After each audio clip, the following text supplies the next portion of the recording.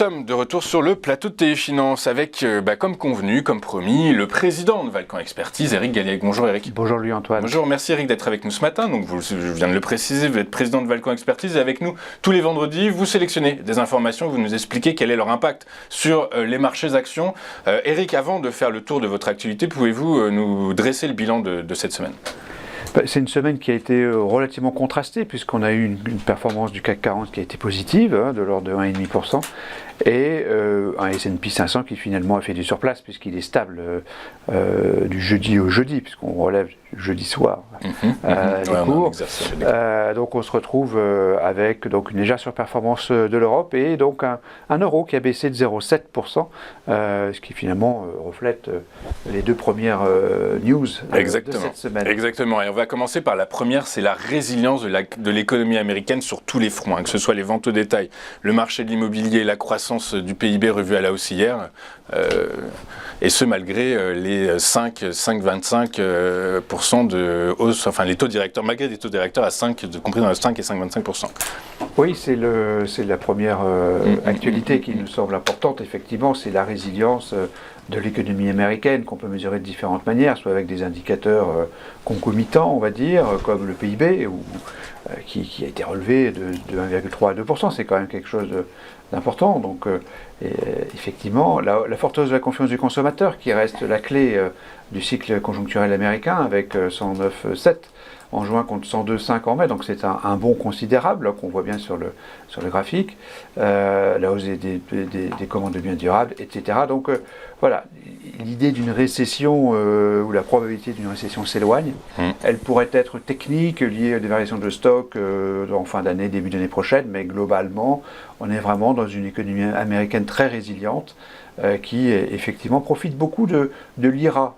L'IRA, donc ce dispositif de subvention et finalement de soutien de la consommation du Made in America, représente 2% du PIB. Donc d'ores et déjà, c'est probablement un des éléments qui explique cette belle résilience de l'économie américaine, donc plutôt positif, toutes choses égales par ailleurs. Toutes choses égales par ailleurs, on va basculer de l'autre côté de l'Atlantique, en Europe, où l'économie, elle patine.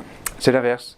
C'est l'inverse, en tout cas, effectivement, sur les fameux indices PMI de Markit, qu'on voit à nouveau sur le graphique. Depuis 2 ans, on voit bien cette évolution en vagues successives et les replis, le repli donc très clair sur ce mois de juin, qui montre une nouvelle baisse donc du PMI service de la zone euro de façon extrêmement claire, qui se rapproche de 50, avec donc une économie industrielle, une industrie européenne qui est en récession en Europe, et donc le sentiment que la conjoncture économique européenne est vraiment compliquée, quasiment stagnation, on peut le dire, pour cette année 2023.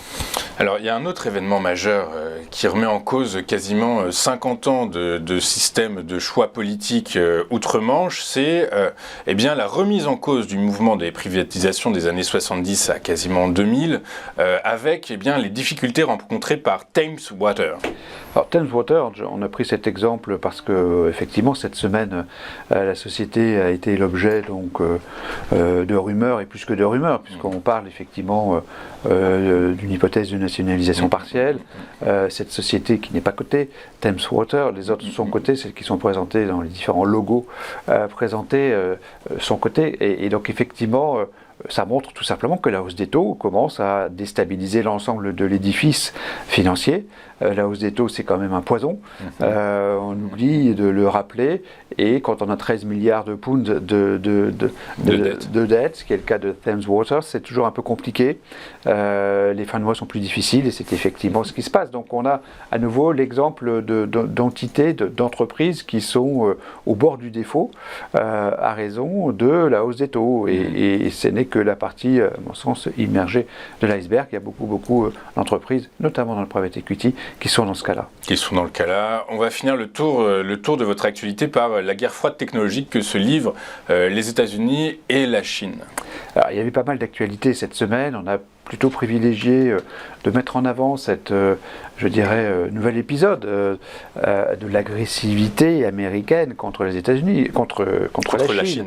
Contre la Chine, je pense qu'il faut la présenter en tant que telle. Donc le fait de vouloir interdire absolument les exportations de certaines semi-conducteurs sensibles, donc capables de porter l'IA notamment, a effectivement marqué un petit peu cette actualité. Nous, on considère que c'est une nouvelle étape dans la confrontation entre la Chine et les États-Unis.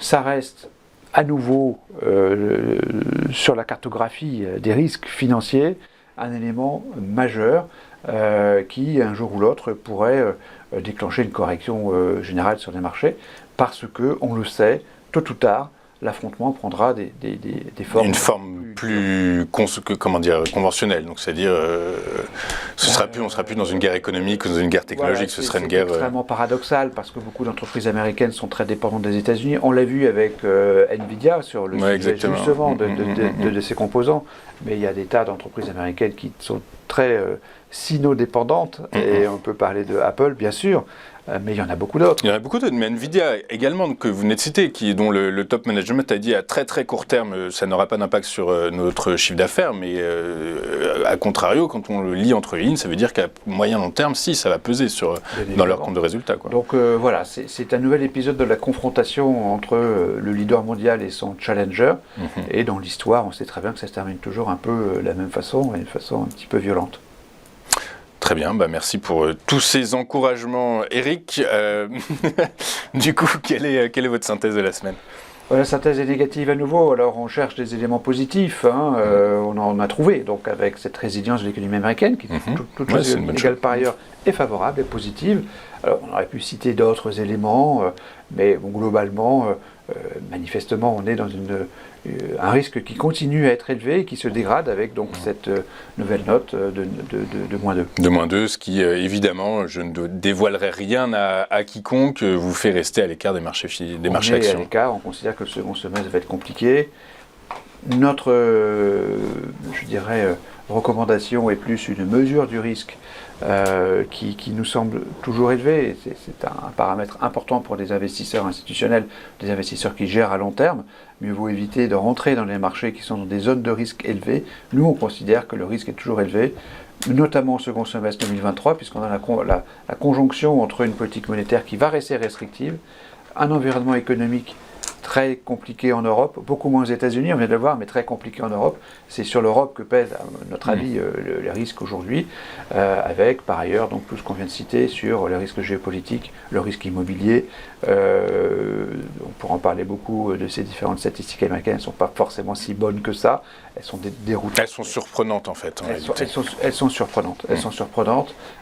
Tout ce qu'on peut dire, c'est que les marchés immobiliers sont globalement congelés, que les volumes diminue, que les volumes de crédits immobiliers sont en chute libre, que les crédits hypothécaires sont en chute libre, et que globalement cela contribue aussi à donner un risque, une image du risque qui est quand même clairement élevée aujourd'hui. Donc pour cette raison-là, vous êtes prudent et vous restez à l'écart des marchés actions. Merci Eric d'avoir été avec nous ce matin, comme tous les vendredis. Vous êtes président de Valcon Expertise et vous nous accompagnez sur le plateau de TV Finance de façon hebdomadaire, et c'est très bien comme ça.